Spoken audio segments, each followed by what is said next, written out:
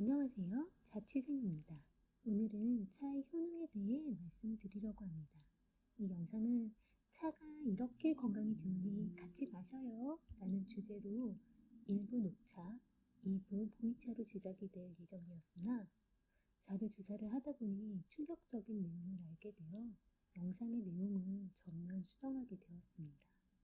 제가 왜, 어떤 근거로 녹차는 항암 효과 또는 암 예방 효과가 없다는 제목을 이 영상에 붙였는지 설명을 드리도록 하겠습니다.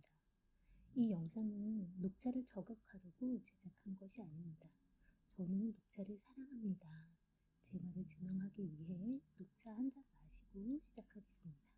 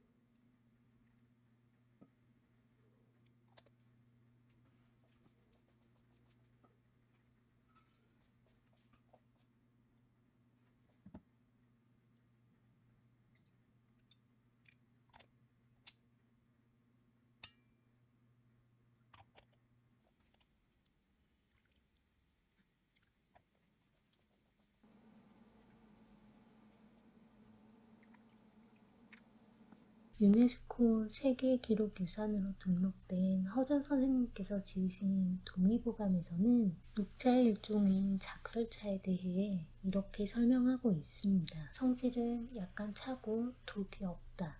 그래서 몸이 차가우신 분들은 가능하면 녹차를 꼭 따뜻하게 드시고 녹차 대신 우롱차나 보이차를 드시는 것도 좋습니다.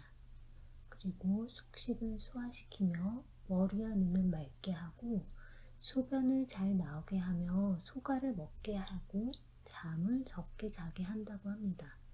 이 중에 다수는 카페인에 대한 작용을 얘기하고 있는 것이죠. 굽거나 볶은 음식은 독을 풀어준다고 합니다. 동의보감은 임상에서 사용하기에는 논란이 있으니 그냥 참고만 해주세요. 그럼 차의 성분을 살펴보도록 할까요? 차는 카페인과 폴리페놀이 함유되어 있습니다.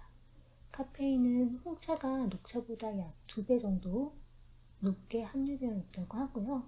우리가 주목해야 하는 성분이 바로 이 폴리페놀이죠. 폴리페놀에 대해서는 뒷장에서 더 자세히 다루도록 하겠습니다.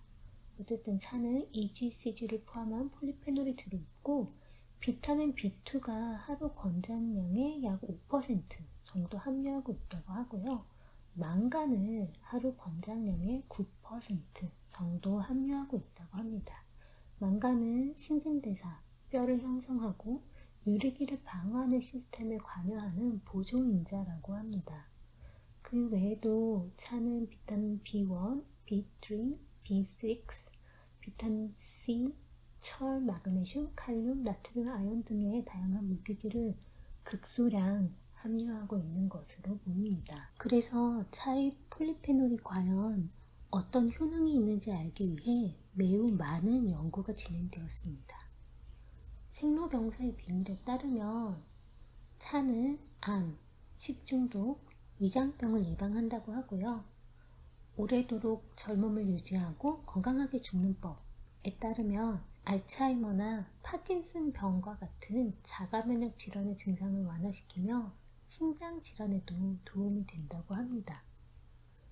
그러나 NIH 미국 국립보건원에 따르면 영어는 울렁증이 있어서 읽지 않겠습니다.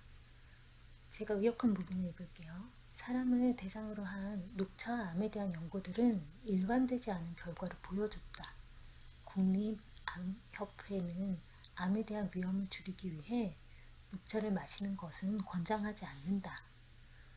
결론은 녹차가 암 예방에 도움이 되는지는 알 수 없다는 거죠. 매우 많은 연구가 됐는데 그 중에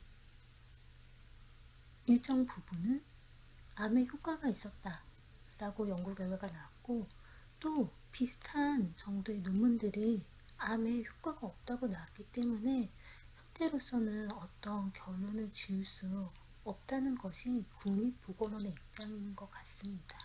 심장병에 대한 차의 효능에 대한 장기 연구가 거의 없다.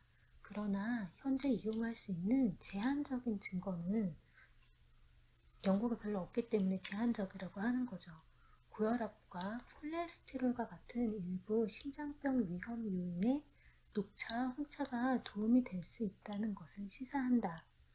그래서 녹차, 홍차를 오래 마시는 사람에 대해 연구를 한 것 같은데 실제로 그 연구들은 심장병의 예방이 되는 결과가 나온 것 같습니다. 그러나 오랜 기간에 대한 연구가 별로 없기 때문에 이제 굉장히 제한적인 증거를 갖고 있다고 설명하는 거죠.